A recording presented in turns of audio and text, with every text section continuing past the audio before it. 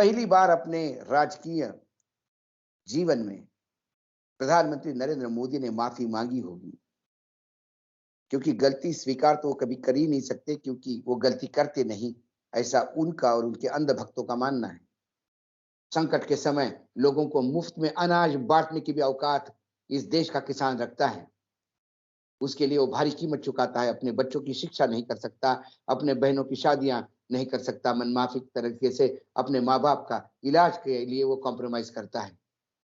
5 राज्यों के चुनाव के नतीजे अपने खिलाफ जा सकते हैं किसान के आंदोलन से, इसके डर से, अखिलेश की रोड यात्रा के डर से, कैप्टन अमरिंदर सिंह के कंडीशन से ये किसान कानून वापस हुए हैं। नमस्कार, स्वागत है आपका हिंद वॉइस में। लेकर आया हूं आपका अपना कार्यक्रम अशोक वानखेड़े बोलता है, और अशोक वानखेड़े बोलता है तो फिर अशोक वानखेड़े तोलता है। ये कार्यक्रम सप्ताह में मैं 2 बार करता हूं, लेकिन कुछ खबरें ऐसी होती है जिसके लिए फिर मुझे लगता है कि नहीं, मैं मेरे दर्शकों को और श्रोताओं के सामने रूबरू हूं। बात ही कुछ ऐसी हो गई। प्रकाश पर्व के उत्सव में आज प्रधानमंत्री नरेंद्र मोदी देश के साथ मन की बात कह रहे थे, वार्तालाप कर रहे थे, और एकाएक उन्होंने ये कह दिया कि 3 किसान कानून, जिसके लिए पिछले 1.5 साल से किसान आंदोलित है, 700 से ज्यादा किसान की मृत्यु हो गई है, शहादत हुई है। समय समय पे विरोधी पार्टियां लगातार इसका विरोध करती आ रही है, लेकिन हमारे प्रधानमंत्री है कि जो टस से मस नहीं हो रहे थे। लेकिन मुझे लगता है कि जो 5 राज्यों के चुनाव सर पे थे, जिसमें उत्तर प्रदेश बहुत अहम राज्य है, उत्तर प्रदेश, उत्तराखंड, पंजाब, गोवा, इन तमाम राज्यों में किसान आंदोलन का कहीं ना कहीं इम्पैक्ट है, खासकर पश्चिमी उत्तर प्रदेश में और उत्तराखंड में, और पंजाब में तो बहुत ज्यादा। पंजाब में एक बहुत बड़ा बदलाव हुआ। पंजाब में कांग्रेस के वरिष्ठ नेता कैप्टन अमरिंदर सिंह, जो मुख्यमंत्री थे काफी समय तक, उन्हें जब पार्टी ने बदला तो उन्होंने विरोध के स्वरूप में पार्टी छोड़ खुद की एक पार्टी लॉन्च की, और साथ में भारतीय जनता पार्टी के साथ गठबंधन करने का प्रयास किया, या कह रहे थे कि उनके साथ मैदान में उतरेंगे।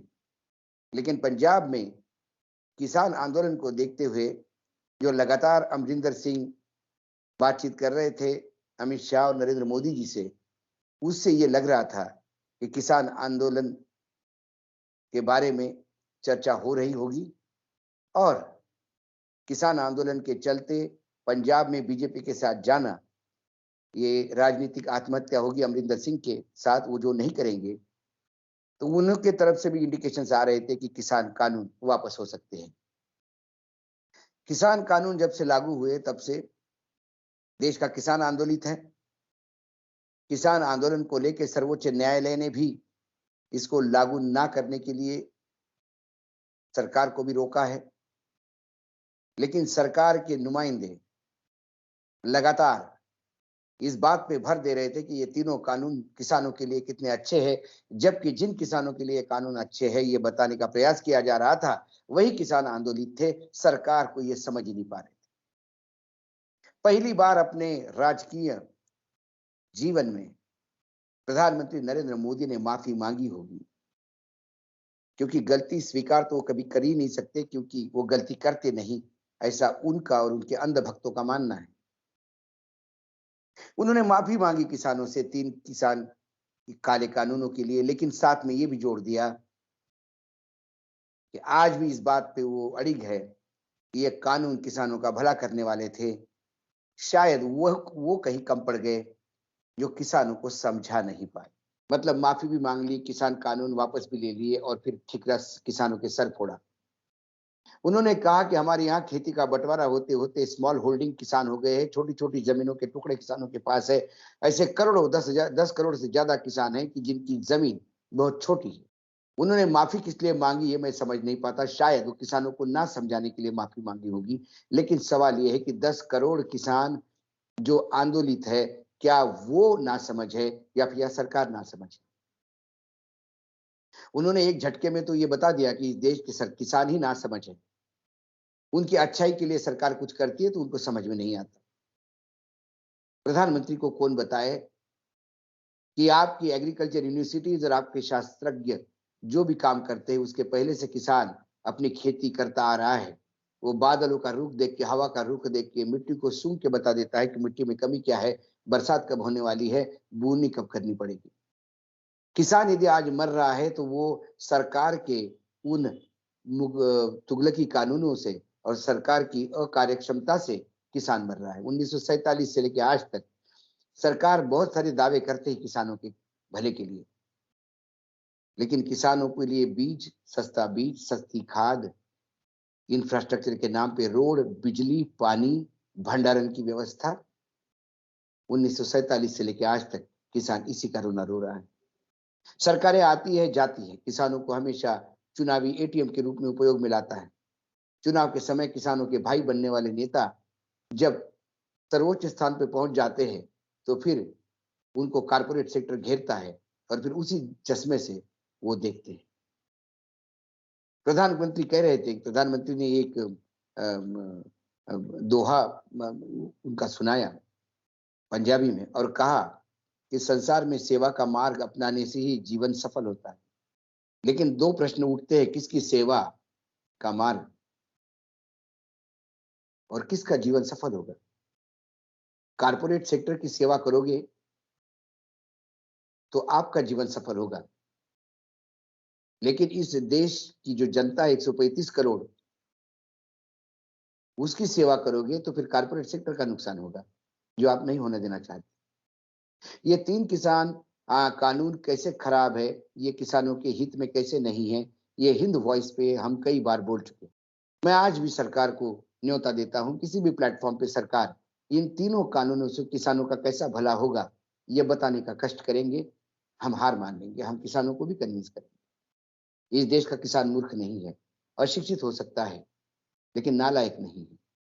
आप तो ऐसी बात कर रहे थे मानो जब अकल बट रही होगी तब हमारा किसान खाली हाथ चला गया और आप ही 2-4 सूटकेस लेके गए जो आप ही को अकल आ गई।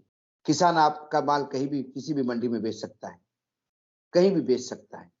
किसानों को आपने ये जचाने का प्रयास किया कि आपको हम इतने वेन्यू दे रहे हैं कि आपको अच्छा माल का कीमत मिलेगी। आपने कभी सोचा हम उस 10 करोड़ किसानों की बात करें जो स्मॉल होल्डिंग वाले हैं, जिनकी जमीनें कम हैं, उनके लिए आप क्या लेके आए? क्या उनके पास अपना ट्रैक्टर है जो माल लेके कहीं जाएगा? क्या उसके पास बाकी इंफ्रास्ट्रक्चर है जिससे वो अपना माल किसी भी मंडी में बेच सकता है? डिजिटल मंडी का ढकोसला लोगों के सामने बताते हो और फिर 45 जिलों में 7,000 से ज्यादा गांव में अभी तक मोबाइल की मोबिलिटी नहीं है, इसके लिए प्रयास करते हो। ये दोनों जब सामने चीजें आती है तो फिर पहली चीज बेनामी हो जाती है, पहला वक्तव्य मूर्खता हो जाता है, वो लॉलीपॉप हो जाता है जिससे किसानों को आप लुभाना चाहते हैं। किसान के लिए वो मंडी ही स्वर्ग है जहां जाके वो माल बेचता है। आपने कहा जब मंडियां खत्म करोगे तो होगा क्या? मंडी एक्ट के तहत तो कम से कम किसानों का माल ऑक्शन होता है, उसे कोई प्रोटेक्शन मिलता है। जब प्राइवेट खरीदार आएंगे तो उसका रक्षा कौन करेगा? क्या 2 एकड़ 5 एकड़ वाला किसान जिसकी जमीन 10 एकड़ से नीचे है, वो किसान कभी कोर्ट कचहरी जा पाएगा, अपने अधिकारों के लिए लड़ पाएगा? वो किसानों के हित में नहीं था, वो कारपोरेट सेक्टर के हित में था कि वो खुलेआम बिना मंडी जाए जैसा चाहे कर्टल बना के अपने कीमत पे किसानों का माल खरीदे। आपने कहा भंडारण की क्षमता हम बढ़ा रहे हैं, वो जो एक्ट है वो खत्म कर रहे हैं। भंडारण का अब कोई किसी को भी कोई अधिकार है, जितना चाहे उतना भंडारण कर सकते हैं। आपको पता है कि जिसकी पास 10 एकड़ के नीचे जमीन है, वो 2 रूम और 3 रूम के घर में रहता है पूरे परिवार के साथ। वो भंडारण की क्षमता कहाँ लाएगा? भंडारण का अधिकार जब आपने दिया तो वो सिर्फ कारपोरेट सेक्टर के लिए दिया, जिनके लाखों मेट्रिक टन के साइलोज और बड़े-बड़े कॉम्प्लेक्सेस ये कानून आने के पहले खड़े होना शुरू हो गए थे। किसान कहाँ स्टॉक करेगा? वो तो उपज आते से ही उसको तुरंत बेचनी पड़ती है उसको।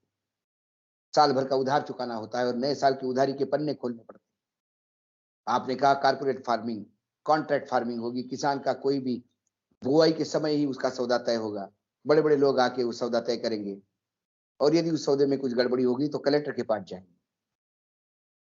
किसान तलाठी को भी नहीं मिल सकता, पटवारी के पास जाने की हिम्मत नहीं है, तहसीलदार के पास जाने के लिए उसको कहीं से पैसे उधार लेने पड़ते हैं। वो कलेक्टर ऑफिस में कलेक्टर का चेहरा देख पाएगा क्या?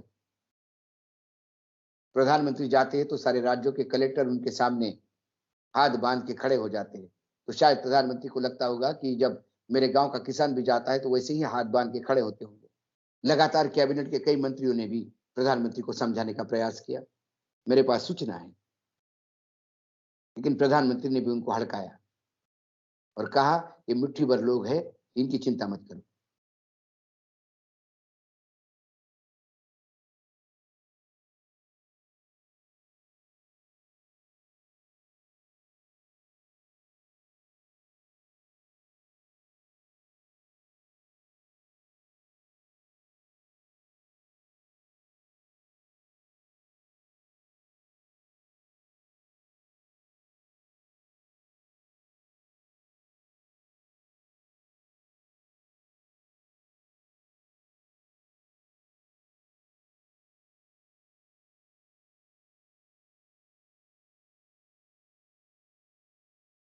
कल के अराजक तत्व आज आपके भाई हो गए, क्योंकि 5 राज्यों के चुनाव सर पे।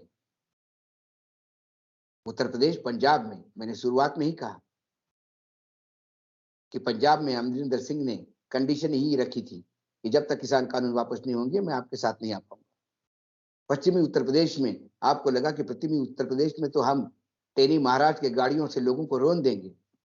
जब पश्चिमी उत्तर प्रदेश हाथ से चला जा रहा था तो आपको लगा पूर्वांचल के भरोसे हम उत्तर प्रदेश में झंडा गाड़ देंगे। पूर्वांचल में अखिलेश की विजय यात्रा को जो समर्थन मिला, उसके रोड शो पे लाखों की भीड़ ने शायद झंझोड़ के रख दिया है सत्ताधीशों को। और चुनाव में हार सामने आ रही है, तब जाके किसान के कानून वापस हो रहे हैं। लेकिन बहुत देर कर दी हुजूर आते आते। 500 से ज्यादा किसानों की शहादत क्या किसान भूलेगा? अंग्रेजों ने इस देश पे 200 साल राज किया, 150 साल राज किया, और उस अनुपात में देखा जाए तो उनके समय जितनी हत्याएं उन्होंने की या जितने लोग आंदोलन में मृत्यु पा गए, उसके हिसाब से किसान के ये 14 महीने के आंदोलन में जितने किसान मर गए या मृत्यु को प्राप्त हो गए, यदि एवरेज निकाला जाए तो अंग्रेजों से भी बदतर एवरेज आपका बैठता है। उस अनुपात में देखा जाए तो अंग्रेजों से भी ज्यादा खुखार आपकी सत्ता दिखाई देती है। डायर ने तो जालियनवाला बाग में जिस हिसाब से हत्याकांड किया था, वैसा ही हत्याकांड यदि अनुपात में देखा जाए तो फिर क्या 1.5 महीने में नहीं हुआ है, 1.5 साल में? टिकैत ने कहा है कि हम आंदोलन वापस नहीं लेंगे क्योंकि हमें विश्वास नहीं सरकार, क्योंकि 2014 से मैंने कई बार बोला इस सरकार ने मुंह खोला है तो झूठ बोलने के लिए खोला है। जब कानून वापस हो जाएंगे और एमएसपी को लेके कानूनी जामा पहनाया जाएगा, एमएसपी एक्ट पास होगा, तभी आंदोलन वापस होगा। हालांकि प्रधानमंत्री ने कहा एमएसपी के लिए एक कमिटी, एमएसपी को प्रभावी बनाने के लिए और सुसंगत बनाने के लिए कमिटी की स्थापना करी जाएगी, जिसमें राज्य सरकार, केंद्र सरकार, वैज्ञानिक, किसान भी और अर्थशास्त्री भी, कृषि अर्थशास्त्री भी भाग लेंगे। काश मेरे प्रधानमंत्री जी, ये 3 कानून लाने के पहले आपने ऐसी एक्सरसाइज की होती, एमएसपी घोषणा करने के पहले ऐसी ही आप एक्सरसाइज की होती, ऐसी ही कमेटी बना के ये तीनों कानून लाए होते तो शायद आज ये कानून आते ही नहीं। क्योंकि सिर्फ जो उद्योगपति इस देश में सिर्फ मुनाफा कमाना चाहते हैं और कमाए हुए मुनाफे से और एक्सपांशन करना चाहते हैं, अपना औद्योगिक एक पूरा साम्राज्य स्थापित करना चाहते हैं, वही लोग इस कानून के फेवर में हो सकते हैं, क्योंकि मुनाफा उनको कमाना था। लेकिन इस देश का भूमिपुत्र जो अपनी पसीने की, खून पसीने की मेहनत से धरती को चीर के अनाज उगाता है, उसके लिए नफा नुकसान कभी उसने देखा नहीं। लगातार किसान घाटे में रहता है, लेकिन अनाज उगाकर इस देश को 2 टाइम की रोटी देता है। आपको गर्व होता है कि जब आप 80 करोड़ लोगों को अनाज फ्री में देते हैं। ये अनाज आप आयात नहीं करते, इसी देश का अनाज है। संकट के समय लोगों को मुफ्त में अनाज बांटने की भी औकात इस देश का किसान रखता है। उसके लिए वो भारी कीमत चुकाता है, अपने बच्चों की शिक्षा नहीं कर सकता, अपने बहनों की शादियां नहीं कर सकता, मनमाफी तरीके से अपने माँ-बाप का इलाज के लिए वो कॉम्प्रोमाइज करता है। लगातार कर्जे में डूबा रहता है, अपनी नियति मान के चल रहा है। सरकार तो हर घाटे के जो सार्वजनिक उपक्रम है, उसको बेचे जा रही है और सरकार कहती है कि घाटा हम सहन नहीं कर सकते। तो क्या किसान इस देश में इसलिए जन्म लेता है कि उसको घाटा सहन करना है? किसान प्रॉफिट में है, 1.5 गुना उसकी कीमत हम दे देंगे। अरे लेकिन उसकी लागत किसने तय करनी? जो लागत तय करते हैं, कभी उसने हल भी पकड़ा है? किसान की लागत तय करने के लिए जो मैकेनिज्म था पुराने दशकों से चलता आ रहा, उन्होंने आपने उनको ध्वस्त कर दिया। देश की हर एग्रीकल्चर यूनिवर्सिटी अपने यहाँ वो किस्म का अनाज उगा के देखती थी कि 1 एकड़ में कितना खर्चा आता है। वो रिपोर्ट अपने स्टेट को देती थी और राज्य सरकारें वो रिपोर्ट केंद्र को देती थी और फिर उसके बाद केंद्र सरकार उसकी एक कमेटी बना के वो तय करती थी। आज क्या हो रहा है? किसानों को एमएसपी एक्ट इसलिए जरूरी है क्योंकि जब आप एमएसपी अनाउंस करते हो, मिनिमम सपोर्ट प्राइस, उसके बाद ये आपका दायित्व है कि उसको मिनिमम सपोर्ट प्राइस देना है। वो दायित्व अभी नहीं है, ये तो सरकार का एहसान है। कानून बनेगा तो दायित्व बनेगा और दायित्व बनेगा तो किसानों का अधिकार बनेगा। क्यों नहीं अधिकार देना चाहते किसानों को एमएसपी का? आपने सोयाबीन पे एमएसपी अनाउंस कर दी, तेल की कीमतों के देखते हुए सोयाबीन की कीमतें बढ़ गई, किसान खुश था कि चलो पिछले साल का घाटा तो इस बार पड़ जाएगा। जो बरसात में जो नुकसान हुआ उसका तो यहाँ पे कुछ फायदा हो जाएगा। लेकिन फिर आपने कुछ लोगों को खुश करने के लिए या जेबें भरने के लिए सोयाबीन इंपोर्ट करने का, आयात करने का तय कर लिया और सोयाबीन की कीमतें 4-4 हजार रुपए क्विंटल नीचे गिर गई। किसान फिर वहीं नुकसान में अपने जगह पे वापस आए। यदि एमएसपी कानून बने तो इस देश में कोई हिम्मत नहीं कर सकता किसान को कम कीमत में किसान की मजबूरी का फायदा उठाने का। ये आप क्यों नहीं करते? ये सरकार सिर्फ चुनावी नतीजों को डरती है। 5 राज्यों के चुनाव के नतीजे अपने खिलाफ जा सकते हैं किसान के आंदोलन से, इसके डर से, अखिलेश की रोड यात्रा के डर से, कैप्टन अमरिंदर सिंह के कंडीशन से ये किसान कानून वापस हुए हैं। क्या समझे हम हमारे प्रधानमंत्री की समझाइश को? कानून पारित होकर 2 साल हो गए। 2 साल पे वो कह रहे हैं कि मैं किसानों को समझा ही नहीं पा रहा हूं। यदि इन 3 कानूनों के बारे में, अच्छाई के बारे में आप किसानों को समझा ही नहीं पा रहे हैं, तो ये किसानों की कमजोरी नहीं, ये आपकी कमजोरी है जनाब। ऐसे इस देश की विभिन्न समस्याएं हैं जो आप नहीं समझ पा रहे हैं, क्योंकि इस समझ में आपकी कमी है।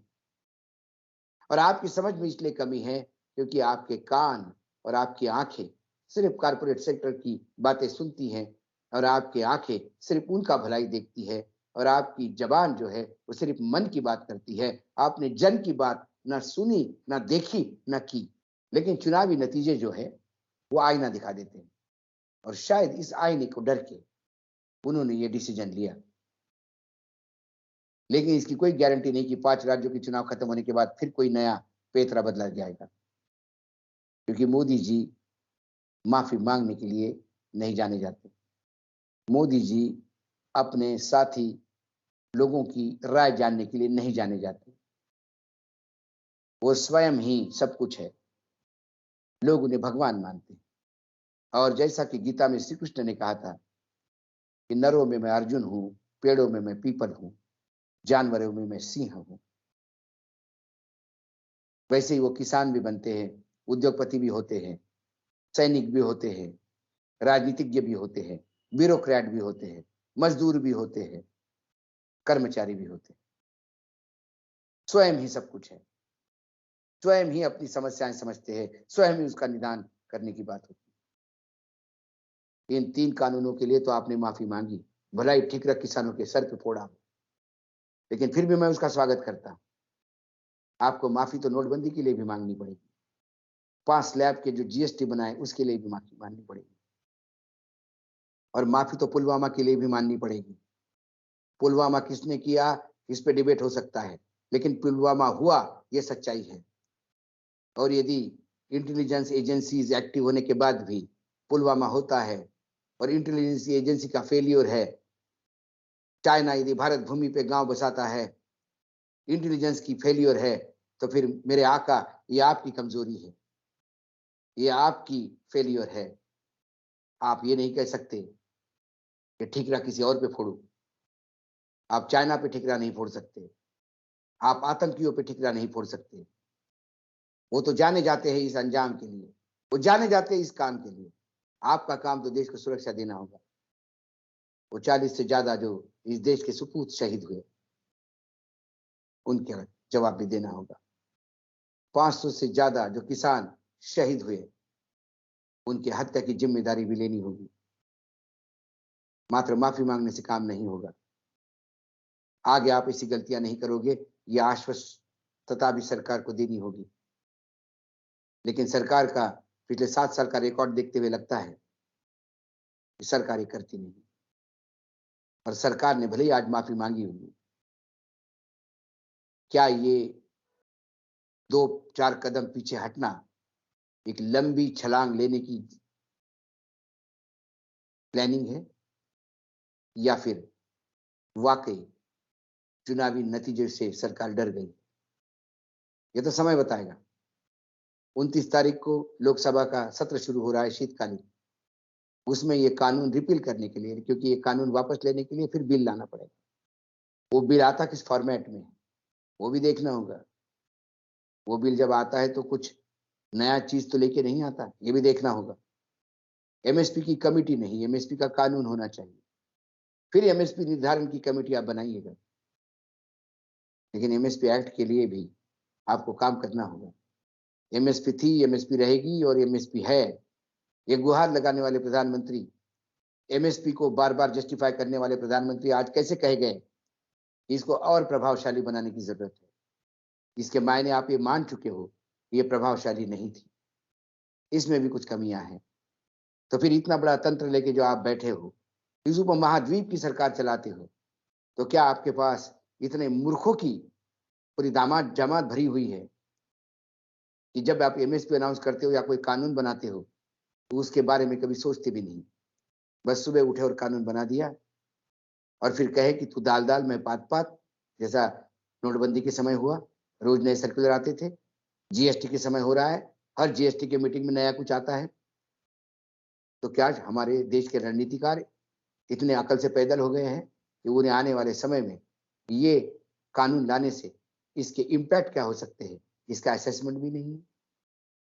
कुल मिलाकर आज ये कानून तो वापस हो गए हैं, लेकिन किसानों का आंदोलन वापस होगा इसकी गारंटी नहीं। टिकट के तेवर अभी भी तेज है, क्योंकि उन्हें हिसाब सिर्फ देश की जनता को नहीं देना है। टिकट की जिम्मेदारी है कि जो 700 से ज्यादा शहीद हो गए, उस शहादत को भी हिसाब देना होगा। इसलिए ये जो तीनों कानून वापस हो गए, इसका स्वागत मैं करता हूं, लेकिन साथ में इस बात को भी रेखांकित करना होगा कि अभी सरकार के इस कहने और करने में बहुत फर्क होता है। इसलिए कथनी और करनी को देखते हुए, सरकार का पुराना रिकॉर्ड देखते हुए, किसान आंदोलन अभी भी अपने जगह पे अड़िग है, और वो कई बातें हैं जिसको जिसको लेकर निगोशिएशन चलेगी। आज इतना ही, फिर आता हूं किसी नए विषय के साथ। तब तक के लिए नमस्कार, लेकिन देखते रहिएगा हिंद वॉइस।